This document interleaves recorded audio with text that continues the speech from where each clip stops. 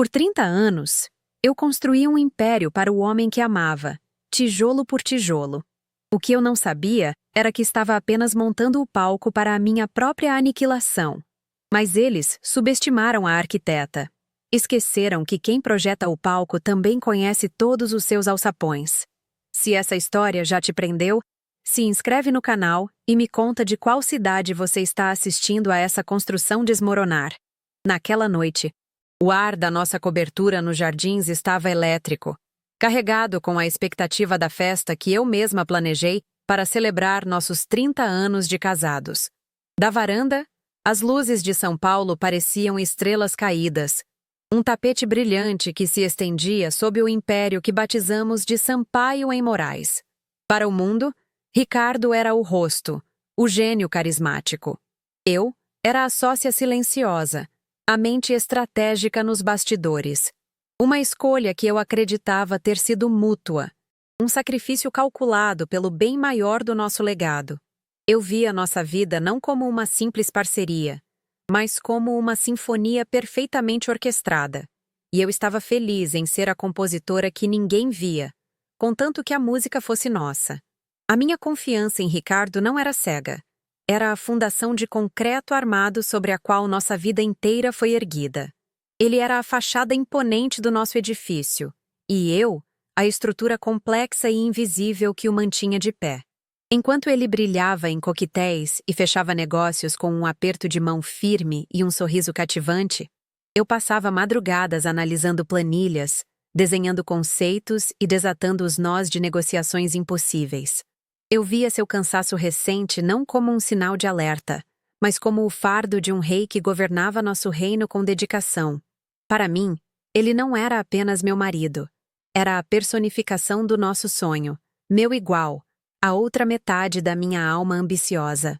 E naquela noite, enquanto os primeiros convidados ainda não haviam chegado, decidi buscar no cofre o presente que coroaria nossa jornada. Um relógio de grife, uma peça que simbolizava o tempo que havíamos vencido juntos. Mal sabia eu que, em vez do tempo, eu estava prestes a encontrar a verdade. O cofre, embutido na parede de jacarandá do nosso closet, sempre foi para mim um santuário de memórias, não de segredos. Ali guardávamos as primeiras escrituras, as joias de família e os documentos que contavam a história da nossa ascensão. O relógio que eu havia comprado para Ricardo estava em sua caixa aveludada, um símbolo de precisão e perpetuidade. A metáfora perfeita para os nossos 30 anos. Meus dedos roçaram o metal frio da caixa, mas pararam. Havia algo mais ali, algo que quebrava a simetria familiar daquele pequeno espaço. Uma pasta de cartolina bege, sem identificação, colocada de forma apressada atrás da papelada do nosso testamento. Não pertencia à nossa ordem, ao nosso universo meticulosamente catalogado. A curiosidade, uma pontada fria e afiada, superou a hesitação. Puxei a pasta, sentindo seu peso incomum nas mãos. Um peso que não era de papel, mas de presságio. Aquele objeto estranho no coração do nosso santuário era a primeira nota dissonante na sinfonia da minha vida. Abri a pasta sobre a ilha de mármore do closet, e o primeiro documento que vi selou o destino do meu coração. Era o contrato social de uma empresa chamada Projeto Fênix Leda. O nome, por si só, era uma bofetada, uma alusão a um renascimento que claramente não me incluía.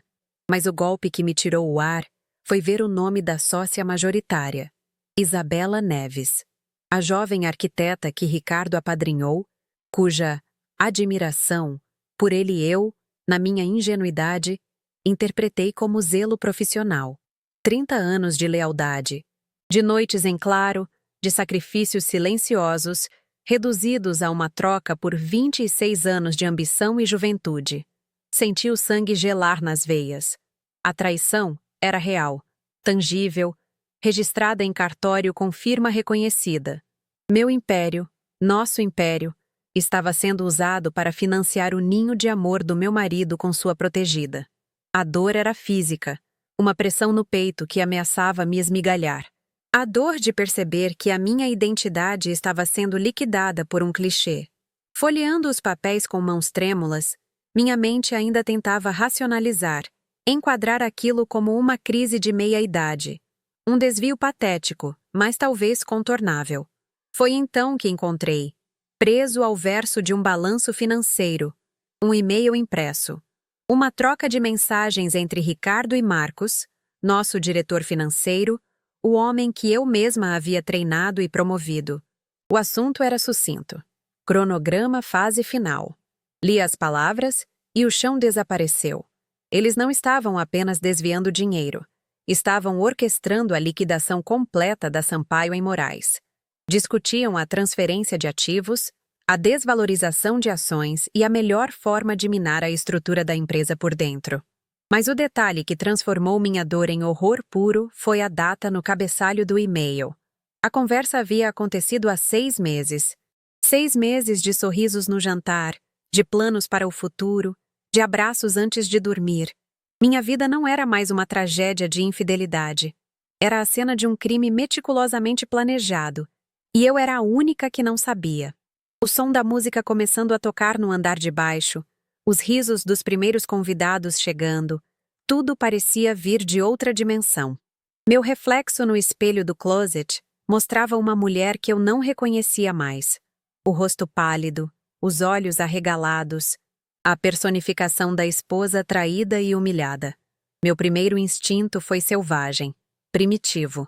Queria descer aquelas escadas, segurando aqueles papéis, e destruir Ricardo na frente de todos que um dia o admiraram. Queria gritar, expor a fraude, fazê-lo pagar com a humilhação pública. Mas, enquanto observava meu próprio rosto se contorcer em dor, uma calma glacial começou a se espalhar por meu corpo, partindo do estômago e subindo como uma onda de veneno congelante. Uma cena de histeria era exatamente o que eles esperavam. A mulher descontrolada, emocional, fácil de ser descartada e declarada incapaz, seria o meu fim, não o deles. Naquele instante, a Helena que amava Ricardo Sampaio morreu, e em seu lugar, nasceu a arquiteta de sua ruína. Fechei a pasta e a coloquei de volta no cofre, exatamente onde a encontrei. Girei o segredo, trancando a verdade junto com o relógio que nunca seria entregue. Caminhei até a penteadeira. Peguei meu batom vermelho, o mesmo que Ricardo dizia que me deixava com ar de poder, e retoquei os lábios com uma precisão cirúrgica. Cada movimento era deliberado, um ato de guerra. Respirei fundo, compus no rosto o sorriso mais sereno e amoroso que consegui forjar e saí do quarto. Ao chegar ao topo da escada, vi Ricardo no centro da sala, charmoso como sempre, recebendo os aplausos por nossos 30 anos. Nossos olhos se encontraram. E ele sorriu para mim. Um sorriso cúmplice que agora me causava náuseas. Eu sorri de volta. Um sorriso que prometia não o perdão, mas a aniquilação. Eles pensaram que estavam demolindo o meu mundo. Mal sabiam eles que eu ainda segurava a planta original. E eu conhecia cada pilar, cada viga, e exatamente onde colocar os explosivos. A festa estava apenas começando. Enquanto eu observava Ricardo lá embaixo, o rei da festa, banhado em admiração e mentiras, a fúria que me consumia começou a se transformar. A imagem de mim mesma descendo as escadas aos gritos, agitando papéis como uma louca, se projetou na minha mente. Eu via os olhares de pena, os cochichos, a forma como Marcos discretamente conduziria Ricardo para longe de mim, a esposa desequilibrada. Eles me pintariam como uma mulher histérica, consumida pelo ciúme, incapaz de aceitar o fim de um casamento. Minha dor, por mais justa que fosse, seria usada como a arma final para me invalidar, para me remover da equação com uma assinatura em um laudo médico. Eles não estavam apenas roubando meu patrimônio, estavam preparados para roubar minha sanidade, minha credibilidade. E eu, em um único ato de desespero, entregaria a eles a vitória em uma bandeja de prata. Aquele roteiro não era o meu, era o deles. E eu me recusei a interpretá-lo. O calor da raiva se dissipou, dando lugar a um frio cortante, uma clareza que congelava cada célula do meu corpo. A dor da traição ainda estava ali, uma ferida aberta no meu peito, mas agora ela estava encapsulada em gelo. O amor que eu senti por 30 anos não evaporou. Ele foi assassinado.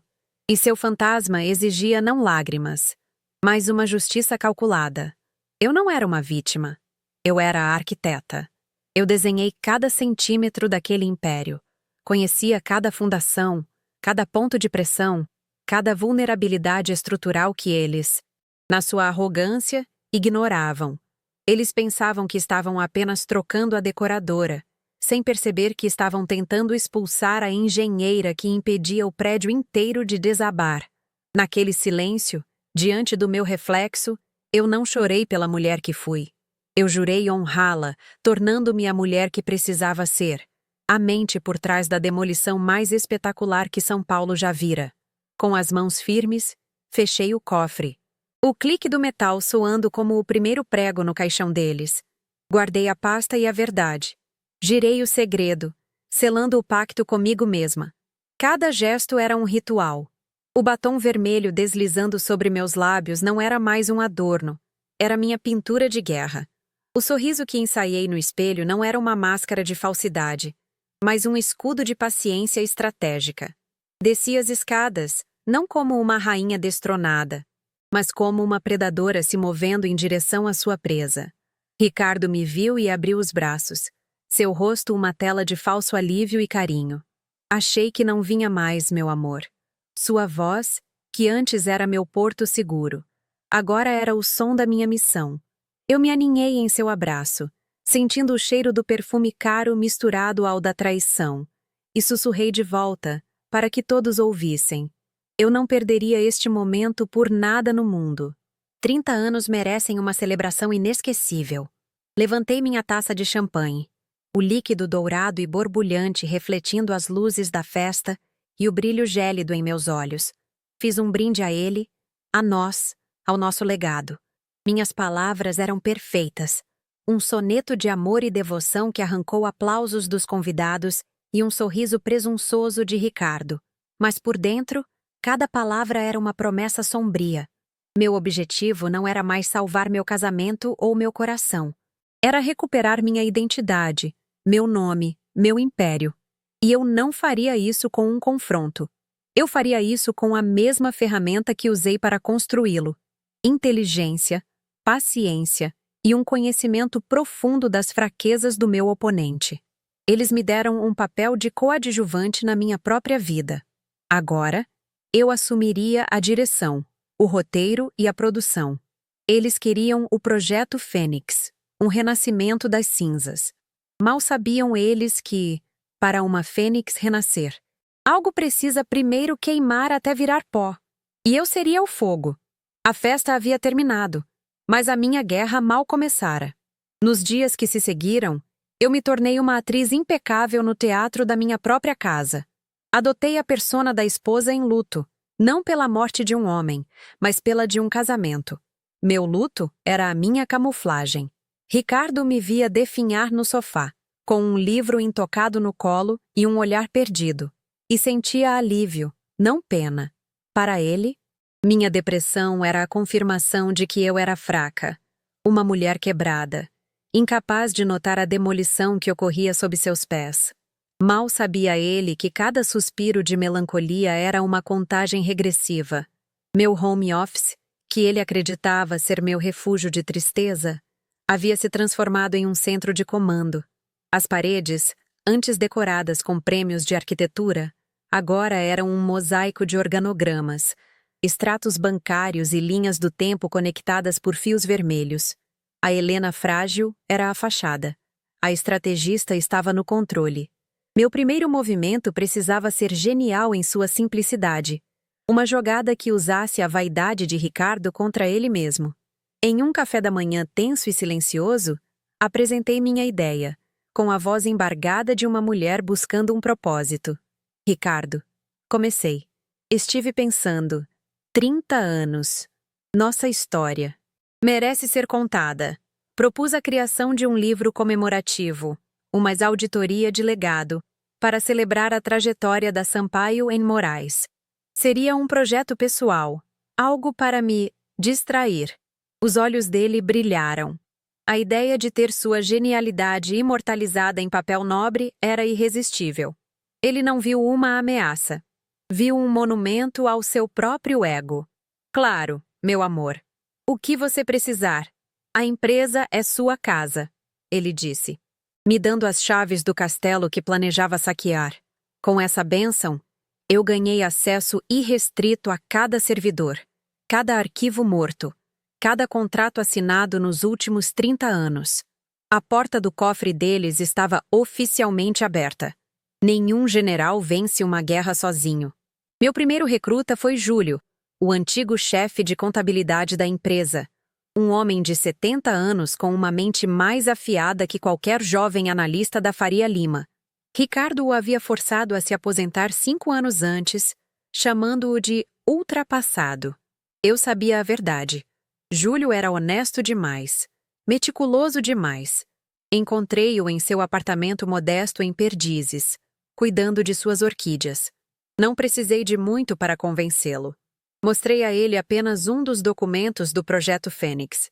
Seus olhos, acostumados a encontrar anomalias em oceanos de números, viram a fraude em segundos.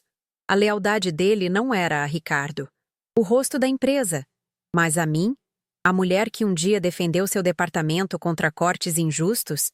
Eles o chamam de ultrapassado, Helena, porque não conseguem mais enganá-lo, ele disse, com um sorriso fino. Naquela tarde, meu exército de um homem só estava formado. Meu escritório se tornou nosso quartel-general. Enquanto o mundo exterior via uma mulher reclusa, Júlio e eu mergulhávamos nas entranhas digitais da Sampaio em Moraes. Noites a fio. Alimentados por café forte e um desejo frio por justiça, nós cruzávamos dados, seguíamos rastros de IP e analisávamos metadados de arquivos que Ricardo e Marcos acreditavam estar deletados para sempre. A parede em frente à minha mesa era um mapa da conspiração deles. Cada nova descoberta era uma nova taxinha vermelha, um novo fio conectando a traição pessoal à fraude corporativa. Eu não sentia dor, não sentia tristeza. Sentia o foco de uma caçadora. Cada planilha era um arbusto. Cada e-mail criptografado era uma pegada na lama. Eu estava desconstruindo o plano deles, peça por peça, usando a mesma lógica metódica com que um dia projetei nossos edifícios mais icônicos. A única diferença é que, desta vez, meu objetivo não era construir, mas implodir. A primeira fissura na barragem apareceu na forma de uma consultoria de fachada, a Crescer Soluções. Júlio a encontrou enterrada nas despesas de marketing. Eram dezenas de pagamentos mensais, valores pequenos o suficiente para passar despercebidos por uma auditoria superficial, mas que, somados ao longo de 2 anos, totalizavam uma fortuna. A empresa não tinha site, não tinha endereço físico, não tinha funcionários. Era um fantasma contábil. Marcos, meu antigo protegido, havia criado um duto perfeito para desviar o dinheiro que eu mesma ajudei a gerar. A elegância do esquema era quase um insulto pessoal. Ele usou as técnicas de contabilidade criativa que eu o ensinei, mas para o propósito mais sórdido possível. Foi o primeiro momento de satisfação processual, a prova concreta de que minha intuição não era paranoia. O monstro era real e eu tinha encontrado sua primeira veia jugular. Com a Crescer Soluções em nossa mira, o resto do quebra-cabeça começou a se encaixar com uma velocidade assustadora. Júlio, com sua perícia forense, rastreou as transferências da consultoria fantasma para uma série de contas offshore e, finalmente, de volta para o Brasil, direto para a conta de capital inicial do Projeto Fênix Lida. Era a prova irrefutável. O dinheiro que deveria estar financiando nossos novos projetos, o bônus dos nossos funcionários, a expansão que planejamos por anos, estava, na verdade, construindo o alicerce da empresa que me substituiria. A traição tinha um valor monetário, um fluxo de caixa.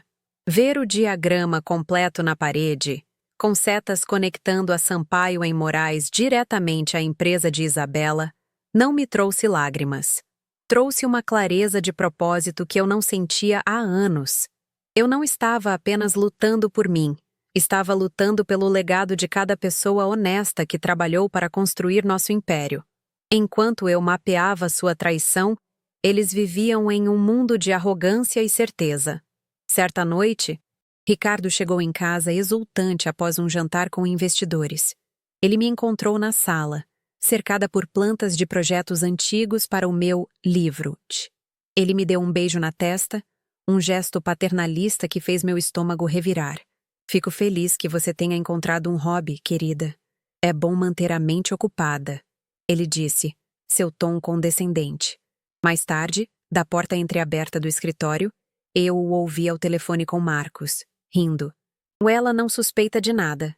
Está perdida em suas memórias, coitada. A transição será mais suave do que imaginávamos. A audácia deles era meu maior trunfo. Eles me viam como um fantasma, uma relíquia do passado, sem perceber que o fantasma que eles ignoravam estava prestes a assombrar cada aspecto de suas vidas. A subestimação deles era a minha arma mais poderosa.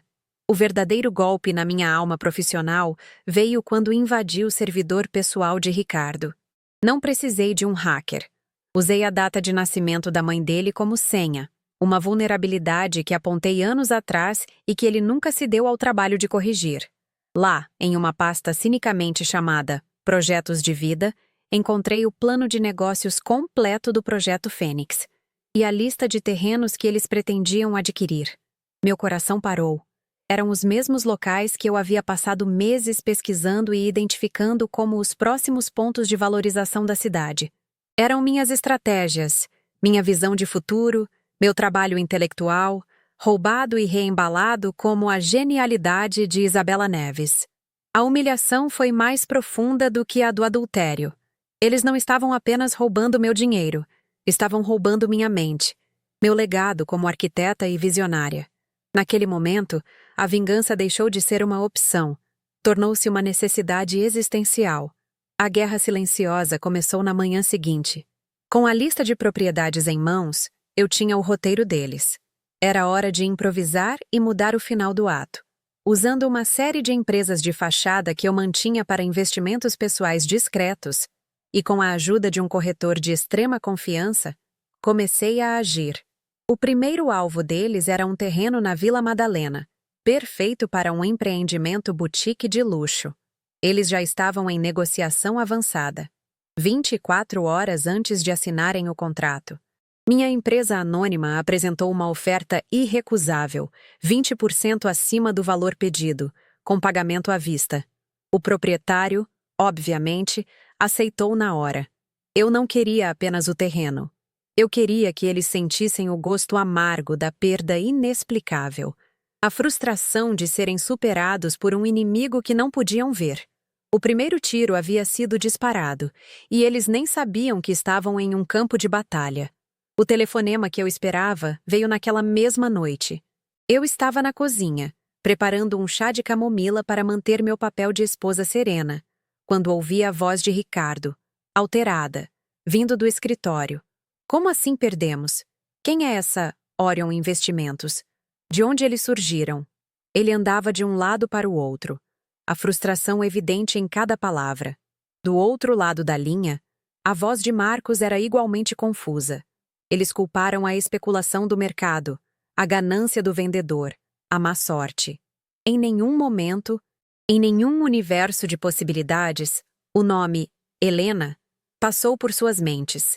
Eu sorri para mim mesma, tomando um gole do meu chá. A paranoia era uma semente. Eu a havia plantado. Agora, era só observar, regar com mais caos e esperar que ela germinasse e estrangulasse a confiança entre eles. A guerra psicológica era tão importante quanto a financeira.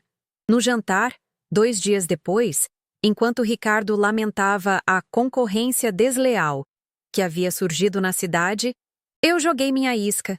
Orion Investimentos? Acho que li algo sobre eles em uma coluna de negócios. Comentei, com a mais perfeita naturalidade, folheando uma revista. Parecem ser um fundo estrangeiro, muito agressivo. Observei o rosto dele. A informação, vinda de mim, a esposa, alheia, parecia legitimá-la. Ele me olhou com uma ponta de surpresa, mas rapidamente a descartou. Talvez, ele murmurou, já perdido em seus próprios cálculos e preocupações. O que ele não sabia era que a Orion Investimentos era eu, operando de um notebook a poucos metros de onde ele dormia, transformando seu império roubado em pó, um terreno de cada vez. A ironia era deliciosa. O segundo contra-ataque foi mais cirúrgico. O próximo alvo deles era um antigo galpão na Barra Funda, uma aposta de longo prazo que dependia de um futuro projeto de revitalização da prefeitura. Era um plano de Isabela. Desta vez, eu não apenas superei a oferta deles. Eu usei um intermediário para vazar informações falsas para a equipe de Isabela, sugerindo que a Orion estava prestes a fazer uma oferta astronômica. Em pânico, e querendo provar seu valor a Ricardo, ela o convenceu a fazer uma contra-oferta desesperada, muito acima do valor real do imóvel. No último minuto, minha empresa retirou sua proposta. Eles ficaram com o galpão, mas pagaram o dobro do que valia, queimando uma parte significativa do capital que haviam desviado. Eu não só os fiz perder dinheiro, fiz Ricardo questionar o julgamento de sua jovem e ambiciosa parceira. A semente da paranoia começou a brotar. Naquela semana, a atmosfera em nossa casa, que já era fria, tornou-se gélida. Ouvi uma discussão acalorada entre Ricardo e Isabela ao telefone. Ele a acusava de ser impulsiva, de ter se deixado levar pela emoção. Ela, por sua vez, o acusava de não confiar nela. "E você não estaria nessa posição sem mim", ela gritou. Uma frase que ecoou minhas próprias contribuições silenciosas por 30 anos. Eu os observei de longe. Uma deusa da discórdia, saboreando o fruto de seu trabalho. A aliança deles, construída sobre a areia movediça da ganância e da traição, estava começando a afundar sob o peso da desconfiança que eu mesma havia injetado.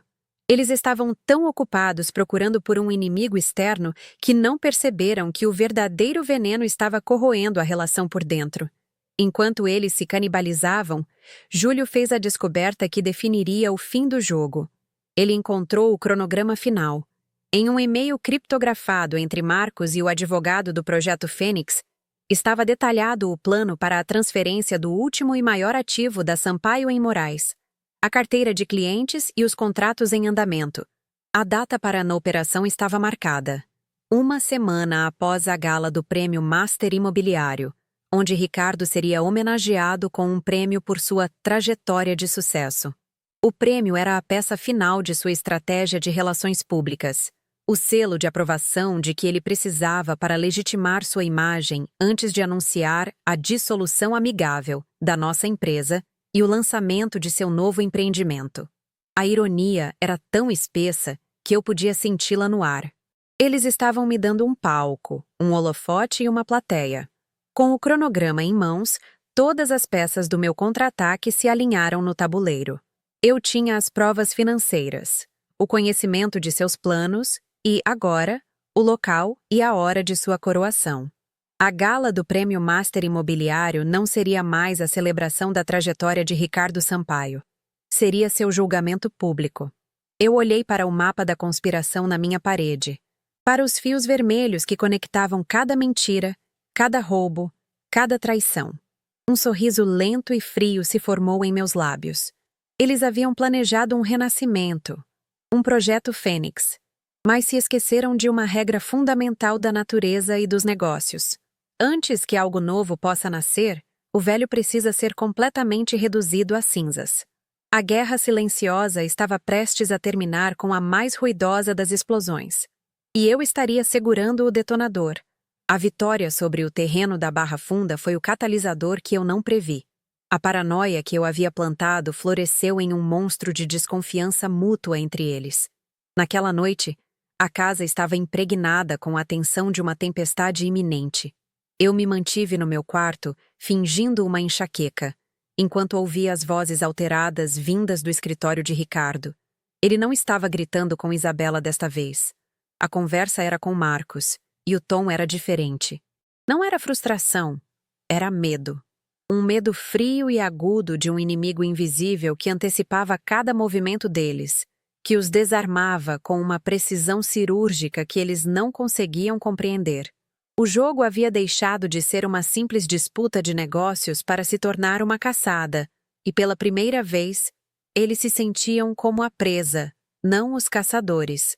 Através da porta entreaberta, captei a frase que mudou tudo. Foi Marcos quem a disse. Sua voz, geralmente calma. Agora tensa e sibilante. Ricardo, pense bem. Quem mais teria esse nível de conhecimento? Quem conheceria as estratégias de prospecção da Helena melhor do que a própria Helena? Houve um silêncio pesado. Um vácuo no ar que pareceu durar uma eternidade. Eu prendi a respiração, meu coração martelando contra as costelas. Era o momento que eu sabia que chegaria. O instante em que a lógica finalmente superaria a arrogância deles. A possibilidade de que eu, a esposa frágil e deprimida, pudesse ser a mente por trás de sua ruína, era tão absurda para eles que demorou semanas para que a ideia sequer fosse verbalizada. Mas ali estava ela, pairando no ar entre eles, uma verdade venenosa e inegável. A resposta de Ricardo foi um escárnio, uma risada seca e sem humor que era mais assustadora do que qualquer grito. A Helena? Marcos, você enlouqueceu? Ela mal consegue sair da cama. Passa os dias folheando álbuns de fotos e falando sobre o passado. Ela está quebrada. É exatamente onde a queríamos. Sua arrogância era um escudo, mas um escudo com rachaduras. Ele precisava acreditar na minha fraqueza para sustentar a narrativa de sua própria força. Admitir que eu era a adversária significaria admitir que ele havia sido superado, enganado e completamente subestimado pela mulher que ele considerava uma relíquia. No entanto, a semente da dúvida plantada por Marcos havia encontrado solo fértil. A negação de Ricardo não era convicção, era pânico. E homens em pânico não recuam. Eles dobram a aposta. Eles não sabiam que eu estava ouvindo, mas a decisão que tomaram naquela sala selou seus destinos e quase terminou com o meu. Se há um vazamento, precisamos acelerar, disse Ricardo, sua voz agora baixa e conspiratória. Temos que neutralizar qualquer ameaça, interna ou externa.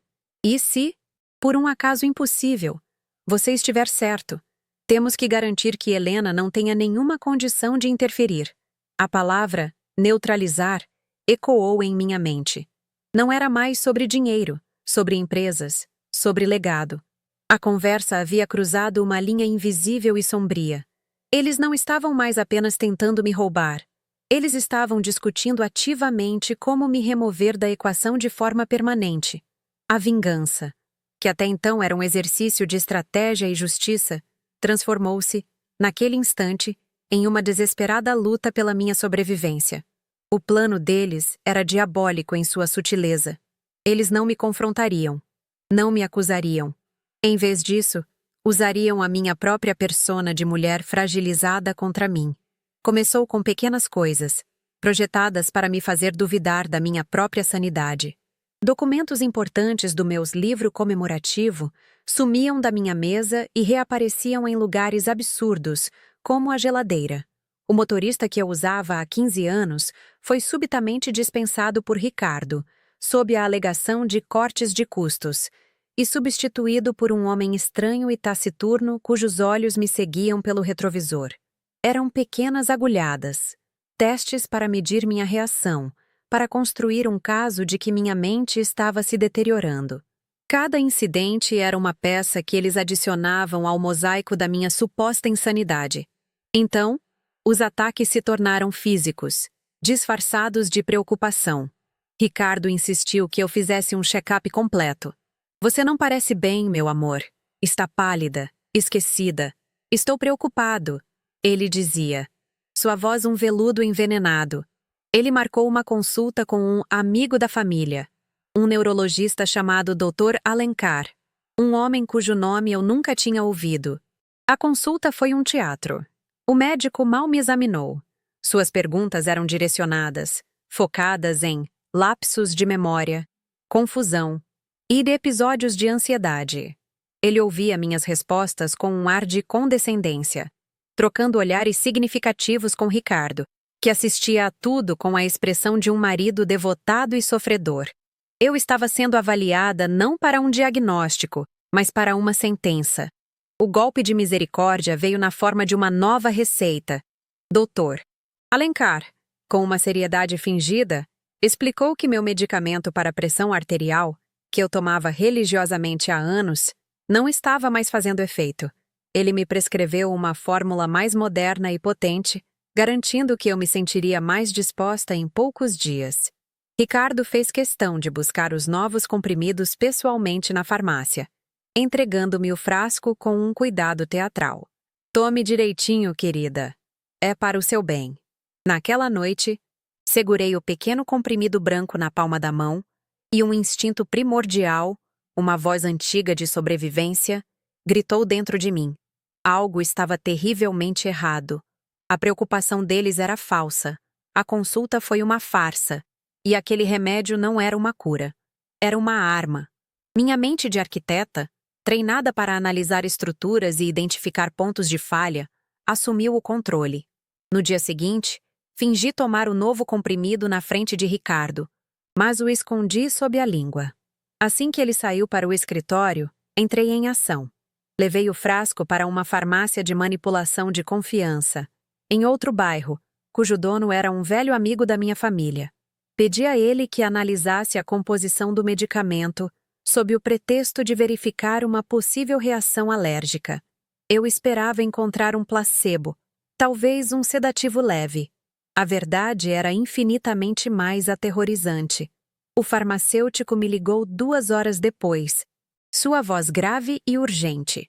Helena, onde você conseguiu isso? Isso não é um antihipertensivo.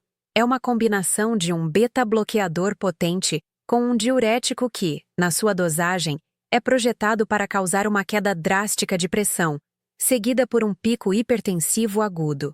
Isso pode induzir um AVC. O telefone quase caiu da minha mão. O ar em meus pulmões se transformou em cacos de vidro. Eles não estavam tentando me fazer parecer louca. Eles estavam tentando me matar. Ou, na melhor das hipóteses, me deixar em um estado vegetativo, com a mente destruída, incapaz de assinar meu nome, de pensar, de lutar. Uma procuração assinada por um juiz, baseada em um laudo fraudulento do doutor Alencar, lhes daria o controle total de tudo. Meu império, minha fortuna, minha vida. A percepção me atingiu com a força de um impacto físico. A linha entre a fraude e o homicídio havia sido apagada. Minha investigação meticulosa e minha sabotagem financeira agora pareciam um jogo de crianças. Eu estava em uma corrida não apenas contra o roubo do meu legado, mas contra o relógio da minha própria vida. A partir daquele momento, cada segundo contava. Eu tinha que jogar o jogo deles, mas de forma muito mais inteligente. Comecei a tomar os remédios, simulando os efeitos colaterais que eles esperavam. Eu tropeçava nos móveis, deixava cair objetos, fingia tonturas e lapsos de memória cada vez mais frequentes. Minha casa se tornou um palco, e eu era a atriz principal em uma tragédia que eu mesma precisava reescrever. Ricardo me observava com uma mistura de pena falsa e satisfação mal disfarçada. Ele via sua esposa se desintegrando diante de seus olhos, sem perceber que, por trás do olhar vago e da mão trêmula, a mente da arquiteta estava mais afiada e focada do que nunca, projetando a armadilha final. Enquanto meu corpo fingia fraqueza, minha mente trabalhava em ritmo frenético. Júlio, meu leal aliado, ficou horrorizado quando contei sobre os medicamentos. Sua fúria se somou à minha, solidificando sua determinação. Eles são monstros, Helena. Não vamos apenas expô-los, vamos aniquilá-los, ele disse, sua voz tremendo de indignação. A urgência injetou uma nova energia em nossa investigação. Não tínhamos mais semanas, tínhamos dias. Precisávamos da prova final. A peça que conectaria a fraude financeira à conspiração contra a minha vida. A prova que não deixaria nenhuma dúvida sobre a natureza de seus crimes na mente de um júri ou da opinião pública. Precisávamos de uma confissão. A arrogância de Ricardo, a mesma que o impedia de me ver como uma ameaça, seria sua ruína. Ele se sentia seguro em seu escritório, o epicentro de seu poder e de suas traições. Sabendo que ele e Marcos frequentemente discutiam os detalhes finais do plano ali, tomei a decisão mais arriscada de todas. Comprei um dispositivo de escuta, minúsculo e de última geração, disfarçado como um carregador de celular. O desafio era como plantá-lo. Com o novo motorista vigiando meus passos e Ricardo monitorando meu estado frágil, eu não tinha liberdade. A oportunidade teria que ser criada, e o risco seria imenso. A chance surgiu em uma tarde de quinta-feira. Ricardo tinha uma reunião externa, e Isabela, segundo a agenda que eu havia hackeado, estava visitando o local de um dos poucos terrenos que eles conseguiram comprar. Era a minha janela. Com o pequeno dispositivo no bolso, caminhei lentamente em direção ao escritório, ensaiando minha performance. Eu precisava de um pretexto, uma razão para estar ali. Meu coração batia descontrolado. Cada passo, um cálculo de risco e recompensa. A liberdade e a vida estavam do outro lado daquela porta. Mas a descoberta significaria o fim de tudo, de uma forma muito mais rápida e violenta do que um AVC induzido. No momento em que minha mão tocou a maçaneta, ouvi o som que gelou meu sangue. O barulho do motor do carro de Ricardo no caminho de entrada. Ele havia voltado mais cedo. O pânico me sufocou. Uma onda de adrenalina que quase me paralisou. Não havia tempo para recuar. Não havia como explicar minha presença ali. Em uma fração de segundo, meu cérebro, impulsionado pelo mais puro instinto de sobrevivência, encontrou a única saída possível. Eu teria que usar a arma deles contra eles. A fraqueza que eles queriam criar se tornaria meu escudo. Respirando fundo, abri a porta do escritório e dei 2 passos para dentro. Então, com um timing perfeito, soltei um gemido baixo e pressionei a mão na têmpora. Deixei minhas pernas fraquejarem e me joguei contra uma estante de livros, derrubando uma pilha de revistas com um barulho calculado. Quando Ricardo abriu a porta, me encontrou caída no chão, com os olhos vidrados e a respiração ofegante, a personificação perfeita da mulher à beira de um colapso. "Helena, o que aconteceu?" Ele gritou, correndo para o meu lado. Sua preocupação era uma atuação, mas por baixo dela, vi um brilho de triunfo em seus olhos. Seu plano estava funcionando. Eu me senti tonta, murmurei, com a voz fraca. Acho que a minha pressão, eu só queria pegar um livro. Minha performance foi digna de um Oscar. Ele me ajudou a levantar, seu toque em mim agora repulsivo, e me guiou até o sofá. "Você não pode mais ficar sozinha, está vendo? É perigoso", ele disse, seu tom uma mistura de falsa ternura e autoridade. Enquanto ele ia buscar um copo de água, aproveitei os segundos de distração.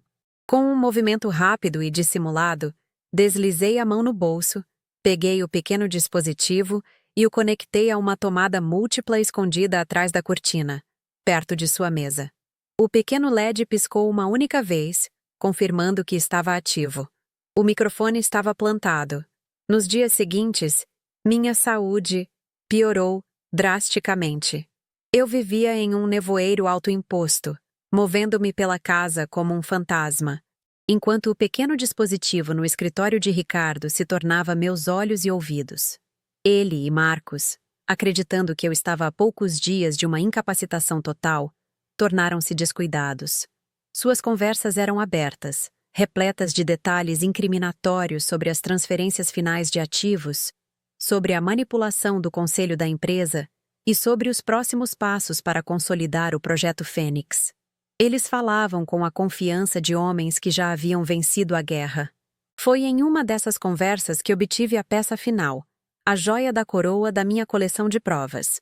Marcos expressou uma ponta de preocupação sobre Isabela, sobre sua ambição e o que ela poderia exigir no futuro. A resposta de Ricardo foi o som da traição em sua forma mais pura, gravada em áudio de alta definição para a posteridade. Isabela? Ela é uma ferramenta, Marcos. Uma ferramenta jovem e bonita para me dar a fachada de que preciso agora. Assim que tivermos o controle total e a nova empresa estiver estável, ela terá uma surpresa muito desagradável. Ela foi útil, mas a utilidade dela tem prazo de validade. Naquele momento, eu não tinha apenas a prova do crime contra mim. Eu tinha a dinamite que explodiria a aliança deles de dentro para fora. Com a gravação em segurança, o quebra-cabeça estava completo. Eu tinha o rastro do dinheiro, meticulosamente mapeado por Júlio. Eu tinha a prova da conspiração médica, com a análise do laboratório e uma declaração juramentada do meu farmacêutico. E agora, eu tinha a voz deles, confessando não apenas seus crimes, mas sua natureza traiçoeira e descartável.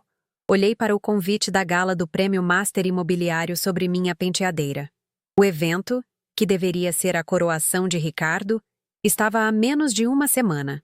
Ele subiria naquele palco esperando aplausos, reconhecimento, a consagração de uma vida de sucesso construída sobre as minhas fundações. Ele não sabia que o prêmio que o aguardava não era uma estatueta de metal, mas a exposição pública e a aniquilação total. A plateia não seria composta apenas por empresários e socialites, mas pelo mundo inteiro, que assistiria ao vivo à implosão de seu império de mentiras. A escalada desesperada deles, a tentativa de tirar minha vida, havia me dado a justificativa moral para ir até o fim. Isso não era mais sobre vingança, era sobre justiça. Era sobre garantir que monstros como eles nunca mais tivessem o poder de destruir a vida de ninguém. Eu sobrevivi ao plano deles. Agora, eles não sobreviveriam ao meu. A arquiteta estava pronta para a demolição.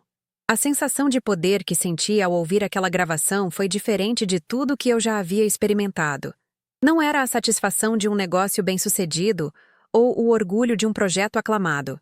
Era a certeza primal de uma predadora que acabara de encurralar sua presa.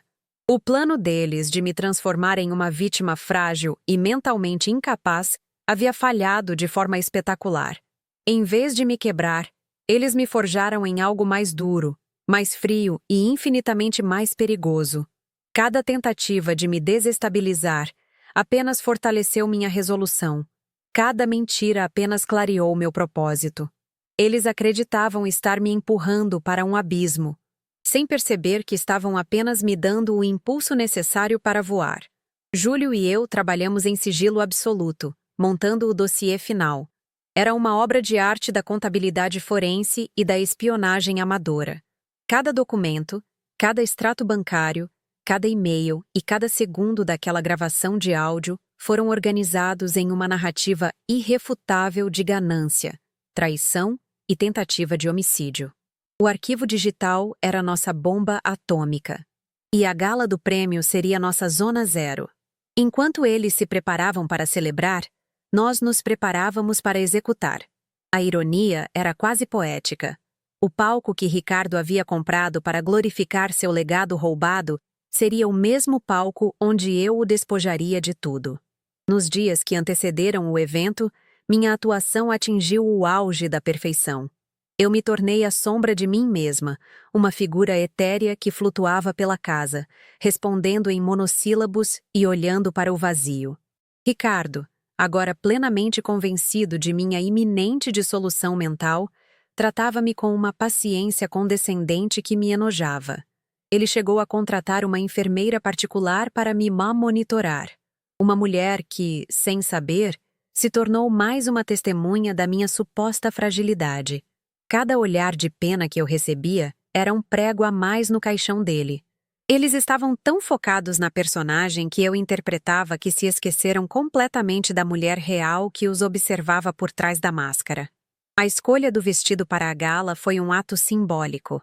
Eu escolhi um modelo vermelho sangue, da mesma cor do batom que usei na noite em que tudo começou. Era uma cor de poder, de perigo, de vida e de guerra. Quando Ricardo me viu pronta, seus olhos se arregalaram por um instante. Talvez, por uma fração de segundo, ele tenha vislumbrado a mulher que eu era, não a casca vazia que ele acreditava que eu havia me tornado. Mas ele rapidamente afastou o pensamento.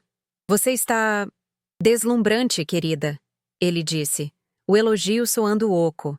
Mas tente não se esforçar demais esta noite. Será uma noite longa. Eu sorri, um sorriso enigmático que ele não soube decifrar. Não se preocupe, respondi. Tenho certeza de que será uma noite inesquecível para todos nós. A caminho do salão de eventos, o silêncio no carro era denso. Ricardo repassava seu discurso mentalmente, um sorriso presunçoso brincando em seus lábios.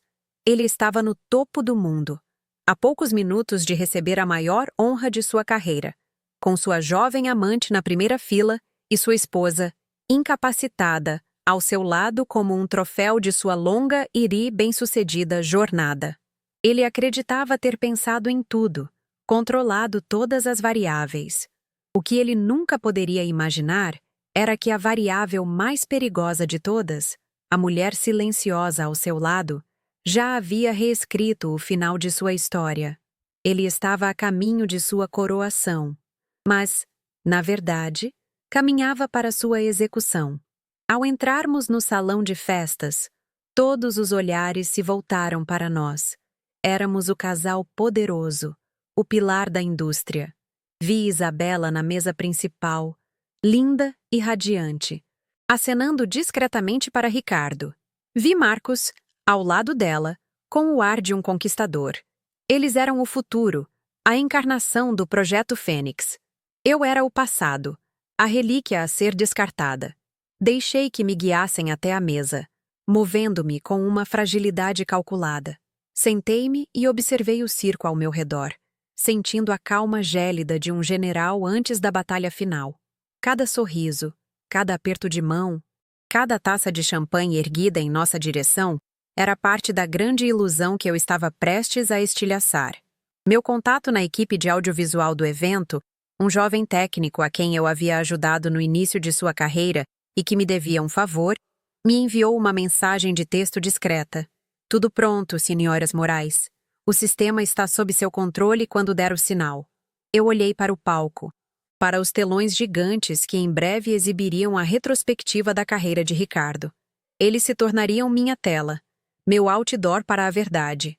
O plano estava em movimento, e não havia mais volta. Respirei fundo, não de nervosismo, mas de antecipação. A plateia estava acomodada. Os atores estavam em seus lugares. Era hora de a cortina subir para o último ato. Quando o mestre de cerimônias anunciou o prêmio e chamou Ricardo Sampaio ao palco, os aplausos foram ensurdecedores. Ele se levantou, beijou meu rosto com um gesto de falsa devoção e caminhou em direção ao seu momento de glória. Ele era a personificação do sucesso, do carisma, da integridade. Ele era uma fraude magnífica, e eu estava prestes a desmascará-lo da forma mais pública e humilhante possível. Enquanto ele começava seu discurso, agradecendo à sua equipe, aos seus parceiros e à sua inspiradora e esposa, peguei meu celular por baixo da toalha de mesa. Nada disso seria possível sem a mulher que esteve ao meu lado por 30 anos, minha sócia, Helena, ele disse, e a câmera focou em mim. Eu levantei o olhar. Encontrei a lente e ofereci ao mundo um sorriso sereno. Era o meu sinal.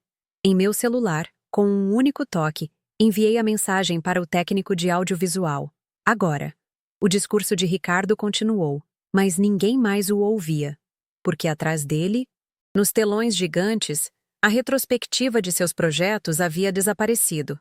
Em seu lugar, surgiu, em letras garrafais e brilhantes, o logo do Projeto Fênix Litda. O espetáculo estava apenas começando. O primeiro som que ouvi foi um suspiro coletivo da plateia. Uma onda de confusão que se espalhou pelo salão. Ricardo, alheio, continuava seu discurso ensaiado, sua voz ecoando enquanto a imagem de sua traição pairava sobre ele como um presságio. Isabela e Marcos congelaram em seus assentos. Seus rostos uma máscara de pânico e incredulidade. Eles não entendiam o que estava acontecendo, mas sabiam que era o início do fim.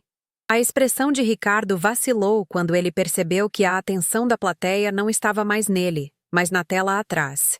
Ele se virou lentamente, e o sangue drenou de seu rosto. O rei, em seu momento de coroação, viu a forca sendo montada em seu próprio castelo. Eu não sentia euforia. Sentia uma clareza absoluta, a satisfação de um arquiteto vendo sua planta se materializar perfeitamente. A confusão no salão deu lugar a um silêncio chocado quando a próxima imagem apareceu. Um fluxograma complexo, mostrando o dinheiro fluindo da Sampaio e Moraes para a consultoria fantasma, Crescer Soluções. E de lá, diretamente para a conta do Projeto Fênix. Os nomes de Ricardo Sampaio e Marcos Andrade estavam destacados em vermelho, conectados por setas inequívocas. O murmúrio na plateia se transformou em um zumbido de escândalo. A fraude, antes escondida em servidores criptografados, estava agora exposta em uma tela de 5 metros de altura para toda a elite empresarial do Brasil ver. A humilhação de Ricardo foi instantânea e avassaladora. Ele ficou paralisado no palco, o microfone em sua mão, sua boca aberta em um aua silencioso de horror. Ele olhou desesperadamente para Marcos, que parecia prestes a desmaiar. Então, seus olhos me encontraram, do outro lado do salão. Pela primeira vez em meses, ele me viu. Não a esposa quebrada, não a mulher deprimida, mas a estrategista, a inimiga, a arquiteta de sua ruína. Em meu rosto, ele não encontrou ódio ou dor. Encontrou apenas o sorriso frio e satisfeito de uma rainha executando um xeque-mate. Naquele olhar, ele entendeu tudo. A sabotagem, as perdas, a paranoia. Fui eu o tempo todo. Mas a aniquilação ainda não estava completa. Era a hora do golpe final, a peça que transformaria um escândalo corporativo em uma história de crueldade humana. Com um novo comando em meu celular, o áudio começou a tocar nos alto-falantes do salão. A voz de Ricardo, clara e inconfundível, preencheu o silêncio. Isabela? Ela é uma ferramenta, Marcos. Uma ferramenta jovem e bonita. Assim que tivermos o controle total, ela terá uma surpresa muito desagradável. Cada palavra era uma facada, não apenas em Isabela, mas na imagem pública de Ricardo. O som da traição ecoou, despindo-o de sua fachada de homem charmoso e revelando o monstro manipulador que ele realmente era. A reação de Isabela foi vulcânica. O choque em seu rosto deu lugar a uma fúria pura e selvagem. Ela se levantou de um salto, o rosto contorcido pela traição, e gritou na direção do palco. Ferramenta? Seu desgraçado! Eu te dei tudo! Eu arquitetei a compra daquele terreno na Barra Funda. Eu negociei com os fornecedores. Em sua raiva, em sua necessidade de se salvar, ela começou a confessar sua própria cumplicidade, expondo detalhes da conspiração em uma torrente de acusações. O caos era total. Marcos tentou se levantar e fugir, mas foi cercado por seguranças e jornalistas que haviam farejado o maior furo de suas carreiras. O império deles não estava apenas ruindo, estava se canibalizando ao vivo. Para uma plateia em choque e câmeras que transmitiam tudo para o mundo. Eu permaneci sentada, uma ilha de calma no meio do furacão que eu havia criado. Observei enquanto Ricardo era escoltado para fora do palco, não como um homenageado, mas como um criminoso. Observei Isabela gritando.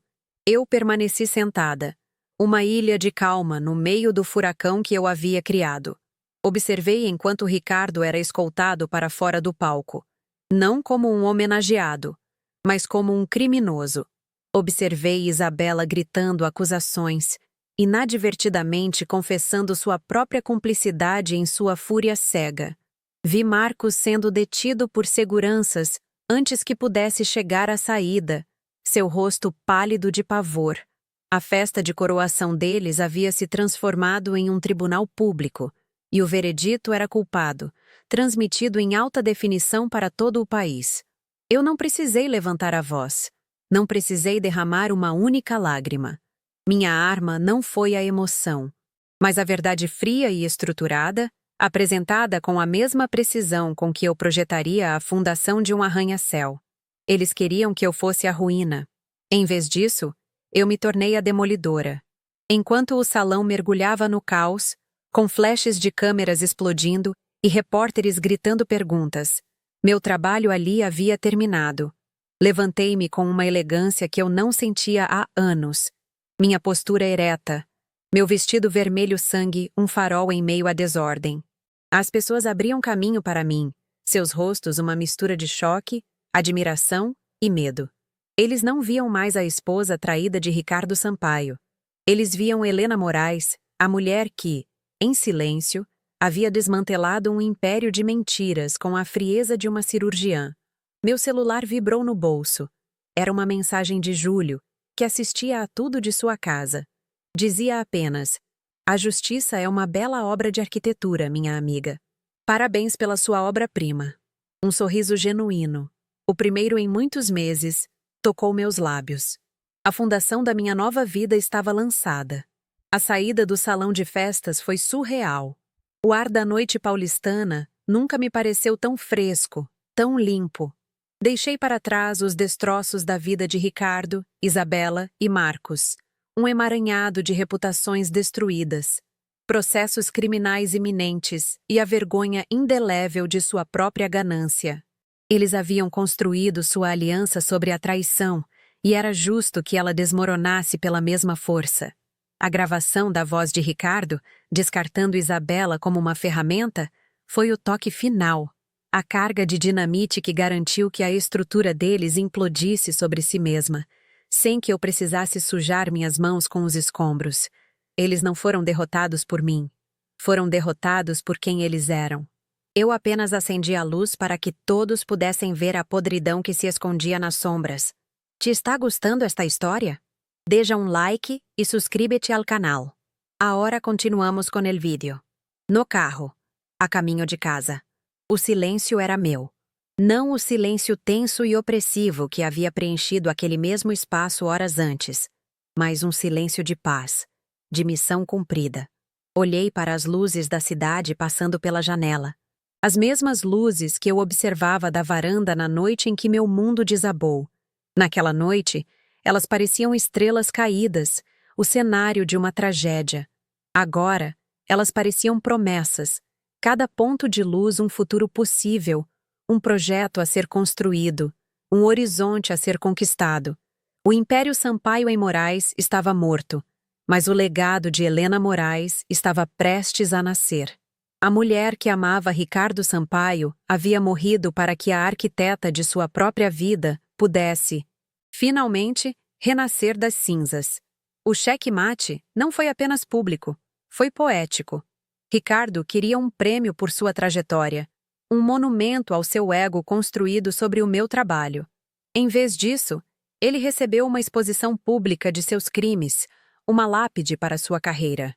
Isabela ansiava por um atalho para o sucesso, usando Ricardo como seu trampolim.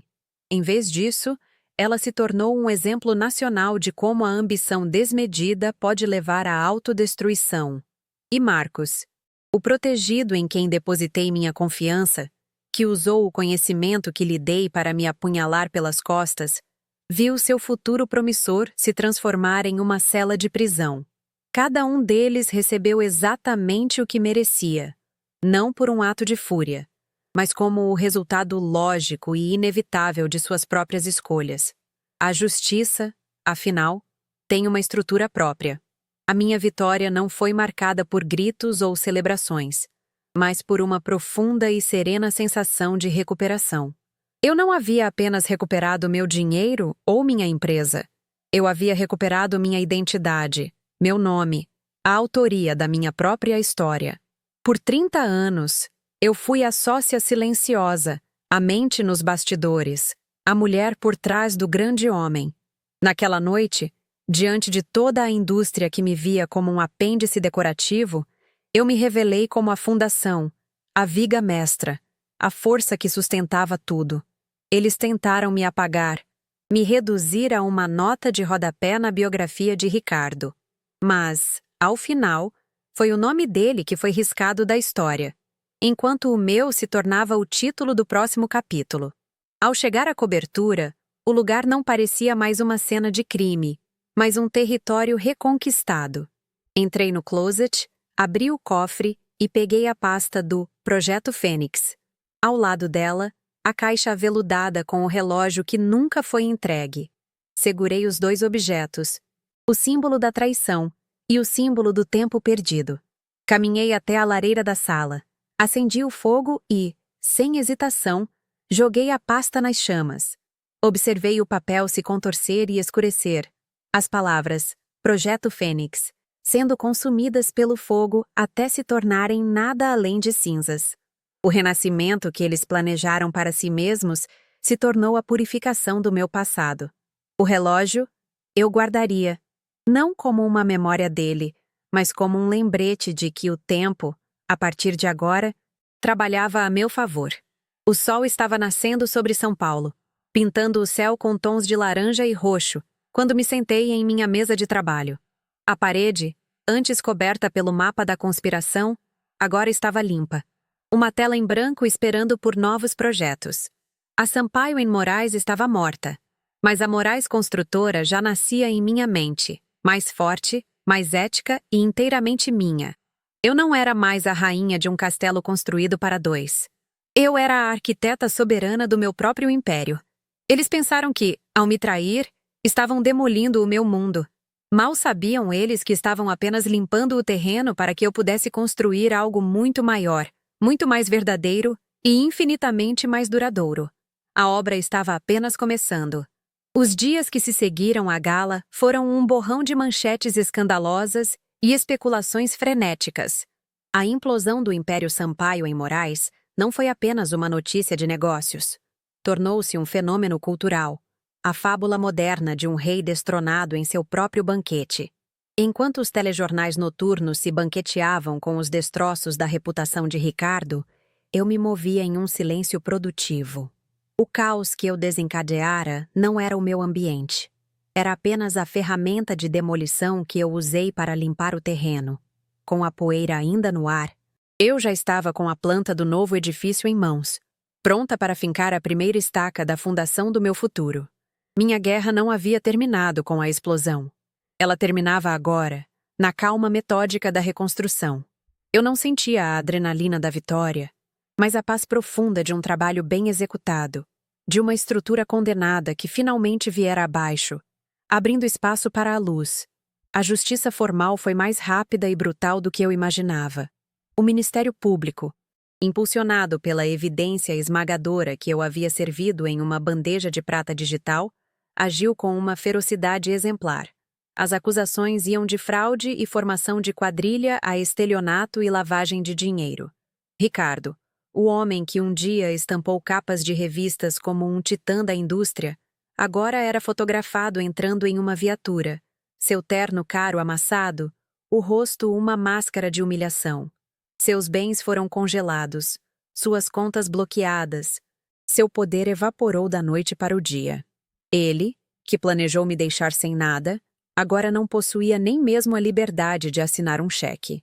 A arquitetura de sua ruína foi tão sólida que não havia uma única brecha por onde ele pudesse escapar. A lei, muitas vezes lenta e complexa, tornou-se, em suas mãos, uma guilhotina afiada e precisa. O destino de Isabela e Marcos foi um epílogo patético para sua saga de ambição. A aliança forjada na ganância se desfez em um pântano de acusações mútuas. Nos depoimentos, cada um tentava pintar o outro como o cérebro da operação, em uma tentativa desesperada de salvar a própria pele. A gravação em que Ricardo a chamava de ferramenta descartável foi sua ruína e sua única, e irônica, defesa. Ela era, de fato, uma peça no jogo dele, mas uma peça que jogou com vontade e malícia. Marcos, o gênio financeiro que eu treinei, viu sua carreira brilhante se transformar em uma ficha criminal. Eles, que sonhavam em construir um império sobre as minhas cinzas, acabaram enterrados juntos nos escombros de sua própria traição, condenados não apenas pela lei, mas pela insignificância de seus legados. Eles seriam para sempre lembrados não pelo que construíram, mas pelo que tentaram destruir. Uma semana após o escândalo, convoquei uma coletiva de imprensa. O auditório da empresa, o mesmo onde Ricardo costumava proferir seus discursos carismáticos, estava lotado. Quando entrei, um silêncio expectante tomou conta do lugar. Eu não usava o vermelho da batalha, mas um branco impecável, a cor da tela em branco, do recomeço. Fui até o púlpito, não como a viúva de um império, mas como sua herdeira legítima e única fundadora. Minha voz, quando falei, não era a de uma vítima buscando simpatia, mas a de uma líder assumindo o comando. Por 30 anos, meu nome esteve em segundo plano. Comecei, olhando diretamente para as câmeras. Hoje, ele assume o lugar que sempre lhe pertenceu. A Sampaio em Moraes está morta. Bem-vindos à Moraes Construtora. A declaração foi um trovão, a afirmação de que a Era da Sombra havia terminado. Meu discurso foi breve e incisivo. Anunciei uma auditoria completa e transparente, a revisão de todos os contratos e a implementação de um novo código de ética inabalável. Meu ato mais simbólico, no entanto, foi o anúncio do cancelamento de todos os projetos que estavam na mira do Projeto Fênix, incluindo os terrenos que eu havia estrategicamente adquirido para sabotá-los. A Moraes Construtora não construirá seu futuro sobre fundações manchadas pela ganância, declarei. Nosso legado será erguido sobre a integridade, a inovação e o respeito. Vamos construir marcos, não monumentos à vaidade. Naquele momento, eu não estava apenas limpando a imagem da empresa. Estava purificando sua alma, realinhando seu propósito com os valores que eu sempre defendi, mas que haviam sido sufocados pela ambição de Ricardo. A mensagem era clara. A velha guarda havia caído, e uma nova ordem, a minha ordem, estava estabelecida. Na solidão do meu escritório naquela noite, com a cidade de São Paulo brilhando lá fora, finalmente me permiti sentir o peso do que havia acontecido. A vingança, por mais justa e satisfatória que fosse, não apagava as cicatrizes. Olhei para uma foto antiga, de nós dois no início da carreira, jovens, cheios de sonhos e com uma confiança mútua que parecia inquebrável. A dor da perda daquele homem, daquela parceria, ainda existia. Uma dor fantasma em um membro que fora amputado. E foi ali, naquele silêncio, que me dei conta da última peça da minha reconstrução. Eu precisava perdoar, não a ele, pois seus atos eram imperdoáveis, mas a mim mesma. Perdoar a mulher que amou tanto que não viu a erosão acontecendo sob seus pés. Minha cegueira não fora fraqueza, fora um excesso de amor, uma fé que ele não merecia. Ao me perdoar, eu finalmente me libertei da última corrente que me prendia a ele. Os meses seguintes foram de um trabalho febril e gratificante. A Moraes Construtora renasceu sob minha liderança. Atraí os melhores talentos do mercado. Jovens arquitetos e engenheiros que estavam famintos por um ambiente onde a criatividade e a ética caminhavam juntas. Júlio, meu fiel aliado, aceitou meu convite para se tornar o novo diretor financeiro, sua sabedoria e integridade servindo como a bússola moral da nossa nova jornada. A empresa, que muitos previam que afundaria sem o rosto de Ricardo, floresceu como nunca. Nossos projetos tornaram-se mais ousados, mais sustentáveis, mais humanos. Descobri que, livre da necessidade de alimentar o ego de Ricardo, minha própria visão como arquiteta pôde finalmente se expandir sem limites. Eu não estava apenas gerenciando um negócio. Estava esculpindo um legado, tijolo por tijolo, com minhas próprias mãos e sob meu próprio nome. Meu primeiro grande projeto como única dona da Moraes foi um arranha-céu no coração da cidade. Um edifício que desafiava as convenções, com jardins verticais que subiam por sua fachada de vidro e aço. Um pulmão verde em meio à selva de pedra. Era um projeto que Ricardo havia vetado anos antes, chamando-o de sonhador demais, pouco prático. Para mim, ele era a materialização da minha filosofia, a de que a beleza e a funcionalidade poderiam e deveriam coexistir. A construção se tornou um símbolo da minha ressurreição e da empresa. A cada andar que subia, eu sentia que também me reerguia, deixando para trás as ruínas do passado e construindo literalmente meu caminho em direção ao céu. O edifício não era apenas uma estrutura de concreto, era a minha declaração de independência gravada na silhueta de São Paulo. No dia da inauguração, subi ao heliporto no topo do meu arranha-céu. O vento soprava forte, mas eu me sentia mais firme do que nunca. Lá embaixo, A cidade se estendia como um mapa de possibilidades infinitas. A cobertura nos jardins, o palco do início da minha dor, era apenas um ponto minúsculo e insignificante à distância. Eu não sentia mais a raiva, a dor ou o desejo de vingança.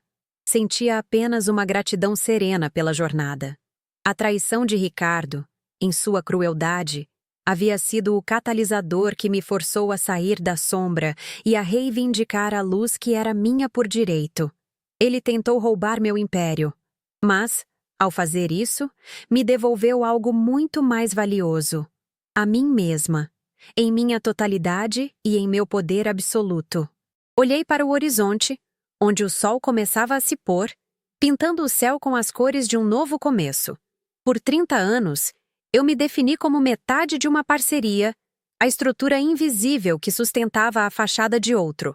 Agora, eu entendia a verdade. Eu nunca fui a metade de nada. Eu sempre fui o todo. A arquiteta, a construtora, a fundação e o edifício inteiro. Ricardo não era meu igual. Era apenas um ornamento que, uma vez removido, revelou a verdadeira beleza e força da estrutura. Eu não era uma fênix que renascia das cinzas dele. Eu era a arquiteta que, após uma demolição necessária, finalmente tinha o terreno livre para construir sua obra-prima. E ela estava apenas começando.